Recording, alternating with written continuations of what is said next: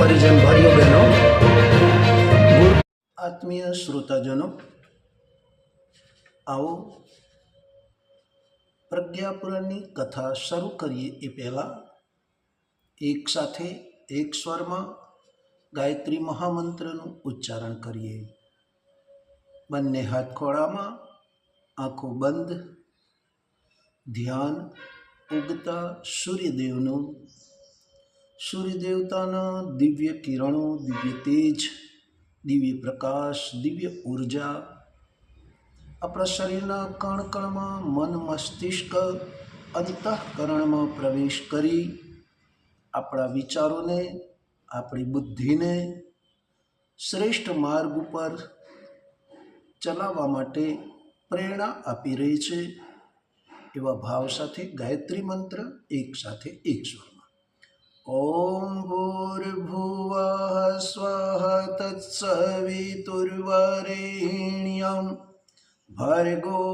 દેવસ્ય ધીમહિ ધિયો યો નઃ પ્રચોદયાત.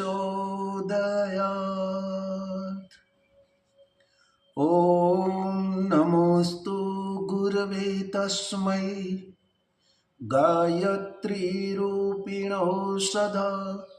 યસ્ય વાંગમૃતં હન્તિ વિષમ સંસાર સંજ્ઞકં. બધા જ પુરાણોની અંદર, 18 પુરાણોની અંદર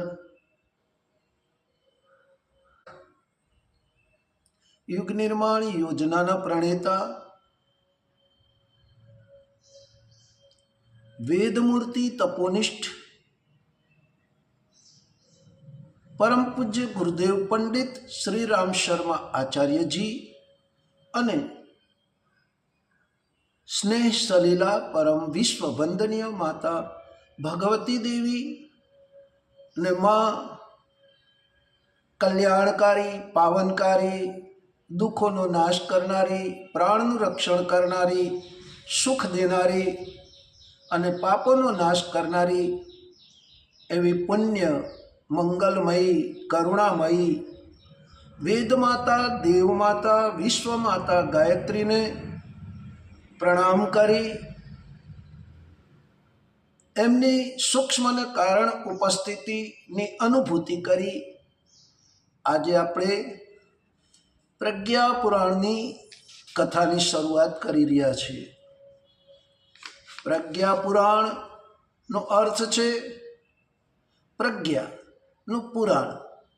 પ્રજ્ઞાનો અર્થ છે શ્રેષ્ઠ બુદ્ધિ, પ્રખર બુદ્ધિ. પરમાત્માને પ્રાપ્ત કરવાની એ સદવિદ્યા, જેના માધ્યમ દ્વારા મનુષ્ય પોતાના લક્ષ્ય તરફ આગળ વધી શકે છે, પરમાત્માને પ્રાપ્ત કરી શકે છે. બીજાના કલ્યાણ માટે પોતે પોતાનો સમય, પ્રતિભા, ધન, સાધનનો ઉપયોગ કરી અને માનવ જીવનને સાર્થક કરી શકે છે. આવું પરમ મોક્ષ આપનારું અને પ્રભુ તરફ લઈ જનારું જો કોઈ જ્ઞાન હોય તો એ સહજ અને સરળ ભાષાની અંદર સમગ્ર માનવ જાતિને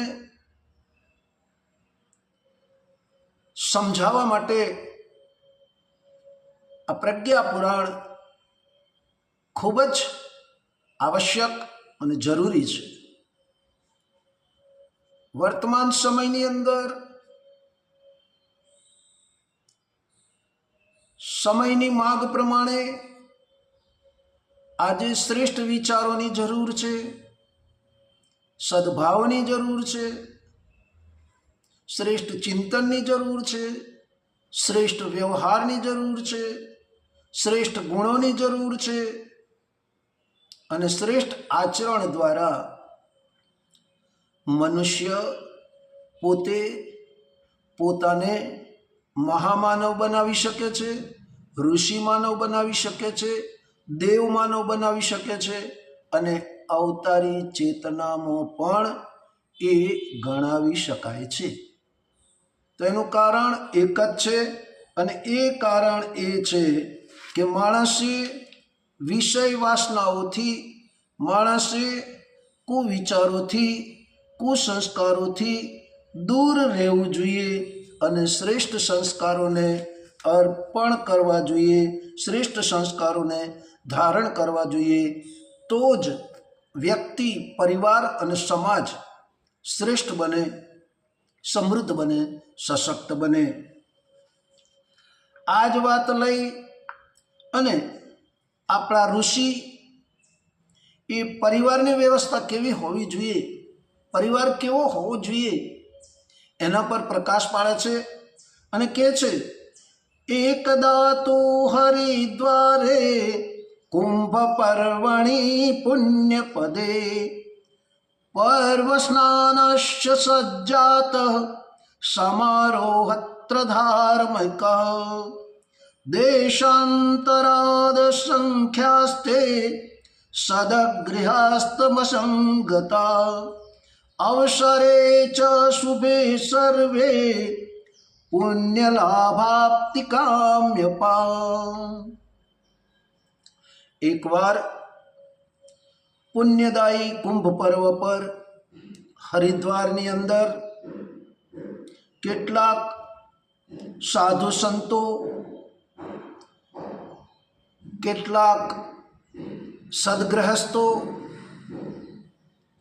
પુણ્ય લાભ પ્રાપ્ત કરવા માટે, ગંગા સ્નાન કરવા માટે,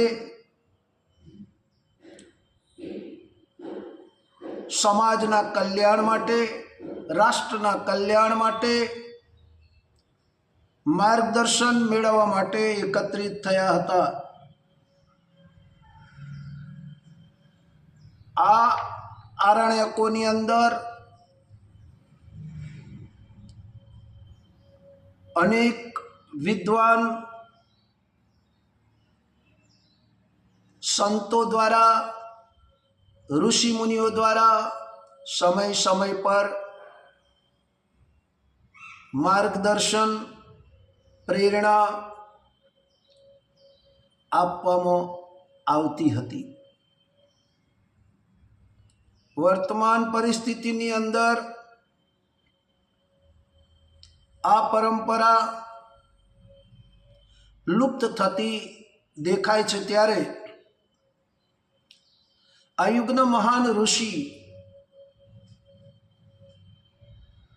આ યુગના મહાન સાધક,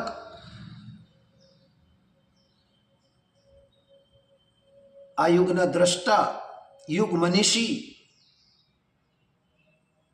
જેમણે વેદોનું ભાષ્ય કર્યું છે એવા વેદમૂર્તિ, જેમણે 24 લાખના ગાયત્રી મહાપુરસ્તરણ કર્યા છે એવા તપોનિષ્ઠ,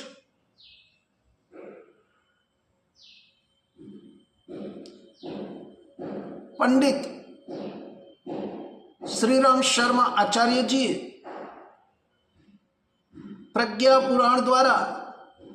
સમાજને એક નવી દિશાધારા આપી છે, નવું ચિંતન આપ્યું છે, નવા વિચારો આપ્યા છે